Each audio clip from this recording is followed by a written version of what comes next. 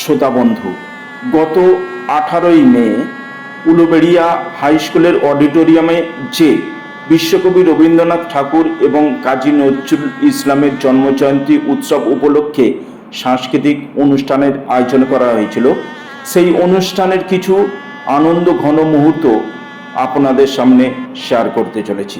সত্যি কথা বলতে কি, এই অনুষ্ঠান অসাধারণ ছিল। যারা এই অনুষ্ঠানে উপস্থিত ছিলেন, সে শিল্পবৃন্দ বা দর্শক মণ্ডলী বলেন না কেন, প্রত্যেকের প্রায় কম বেশি অভিমত ছিল অনুষ্ঠান অসাধারণ সুন্দর হয়েছিল। এই অনুষ্ঠানে একটা নতুন অভিজ্ঞতা অর্জন করেছি, যেটা অবশ্যই শেয়ার করতে চাই।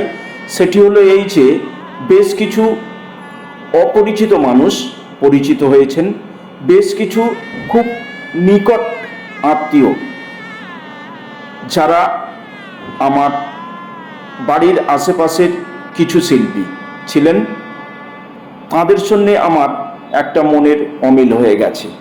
সত্যি কথা বলতে কি, আমি নিরুপায় ছিলাম। জেনে শুনে আমি কোনোদিনই কোনো রকম ভুল কাজ করি না, এটা গর্ব করে বলতে পারি। সেজন্য যাদের প্রতি আমার সামান্য কিছু ভুলের জন্য দুর্ব্যবহার মনে হয়েছে, তাদের প্রত্যেকের কাছে আমি জোর হস্তে ক্ষমা চাই।